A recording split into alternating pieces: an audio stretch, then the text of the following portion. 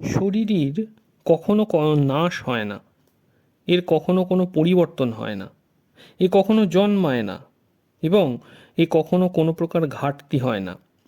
যে ব্যক্তি এটি সম্যকভাবে অনুভব করেন তিনি কেমন করে কাউকে হত্যা করবেন বা করাবেন, অর্থাৎ অপর ব্যক্তিকে হত করতে বা হত করানোতে সেই ব্যক্তির প্রবৃত্তিই হবে না।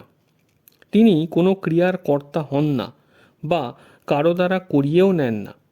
ভগবান এই স্থানে শরীরীকে অবিনাশী, নিত্য, অজ এবং অব্যয় বলে তাকে 6 প্রকার বিকার রহিত বলে জানিয়েছেন।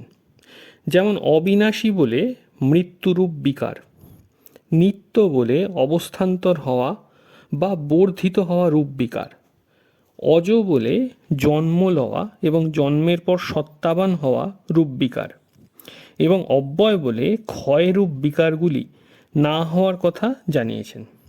জীবাত্মায় কোনো ক্রিয়াতেই কিছুমাত্র বিকার হয় না। যদি ভগবানের ন হন্যতে হন্যমানে শরীরে এবং কং ঘাতয়ন্তি হন্তি কম এই পদগুলিতে জীবাত্মাকে কর্তা না হওয়া এবং কর্ম সৃষ্টি না করার কথা বলার উদ্দেশ্য ছিল, তবে এই স্থানে করা বা না করার কথা না বলে মরা এবং মারার কথা তিনি কেন বলেছেন? এর উত্তর এই যে যুদ্ধকালীন পরিস্থিতির জন্য এখানে এই কথা বলার প্রয়োজন ছিল যে শরীরই যুদ্ধে কারোর হত্যাকারী হন না, কারণ এর কর্তৃত্বভাব নেই। শরীরই যখন ঘাতক অর্থাৎ কর্তা হতে পারেন না, তখন তিনি নিহত অর্থাৎ ক্রিয়ার বিষয় কেমন করে হবেন? অর্থাৎ শরীরই কোনো ক্রিয়ার কর্তা হন না এবং কর্মও করেন না। সুতরাং নিহত হওয়া বা হত্যা করায় শোক করা উচিত নয়। সুতরাং শাস্ত্রের নির্দেশ অনুযায়ী প্রাপ্ত কর্তব্য কর্মের পালন করা উচিত।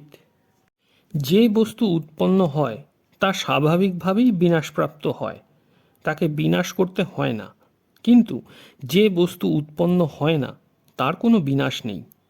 আমরা 84 লক্ষ শরীর ধারণ করলেও কোনো শরীরই চিরকালের মতো আমাদের সঙ্গে নেই এবং আমিও কোনো শরীরকে ধরে নেই। আমি একইভাবে পৃথক রূপে বিরাজমান।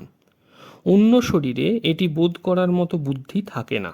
শুধুমাত্র মনুষ্যদেহ দ্বারাই এটি বোধ করা সম্ভব হয়। আমরা যদি এই অনুভবের চেষ্টা না করি তাহলে ভগবৎ প্রদত্ত বিবেকের অনাদর করা হয়।